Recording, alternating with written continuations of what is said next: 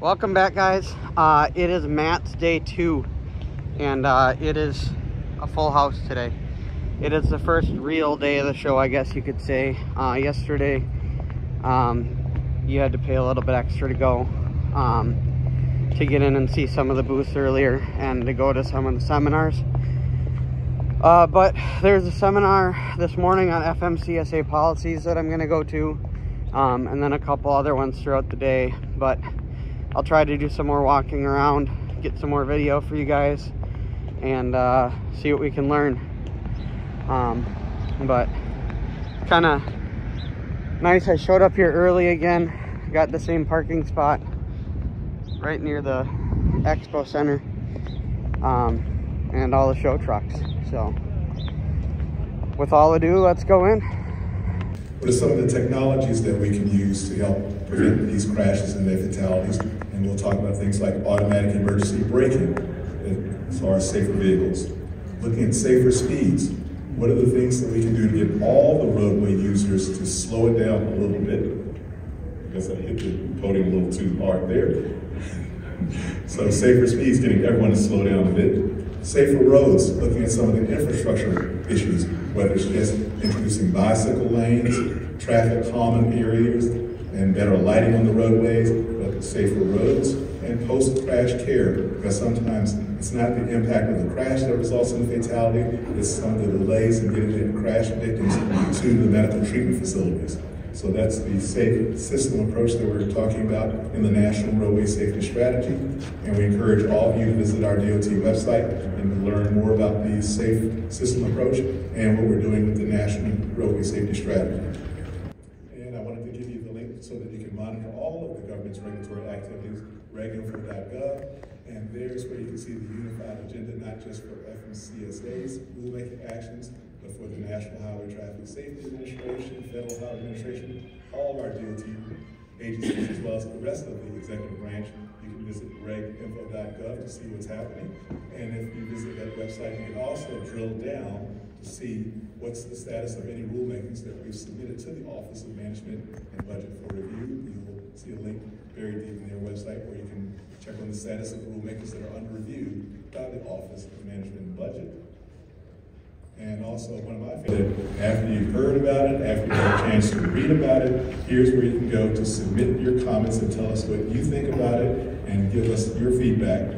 And when you go to regulations.gov, you get to see the detailed paperwork that the agency has prepared. So you see the notice of proposed rulemaking or other rulemaking document, and you can actually see our regulatory analyses there. So when we tell you what we think the safety benefits would be from the rulemaking and what we think this could potentially cost each of your fleets, here's your chance to give us feedback with. This chart just looks at fatal crash involvement by class of truck. Those are probably small numbers. Hopefully you can see those in the back. I've tried to highlight those in 2 areas. I assume most folks in this room are, as professional drivers, are driving the Class 7, Class 8 vehicles, 26,000 pounds and above.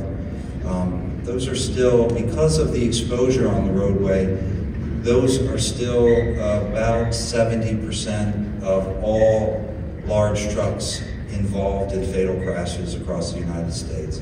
But what another alarming trend that we've seen in the last several years, and you see it here for the last 5, 2017 to 2021, are Class 3 trucks. Those, for example, Ford F-350s hauling an auto trailer.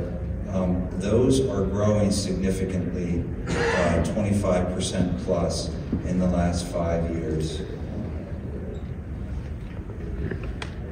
So just in the 1-year trend, you see it's up 17% at the bottom of the chart from 2020 to 2021. And this is something a lot of states have started. The state police forces or the divisions of public safety have started specific roadside enforcement campaigns targeted at these Class 3 trucks. But in work zones, large trucks are involved in 35% of all fatal crashes. Now, this isn't about fault. Listen, I know you're probably careful when you run through a work zone, and there's sometimes law enforcement at the front end of that, where there's automated speed cameras.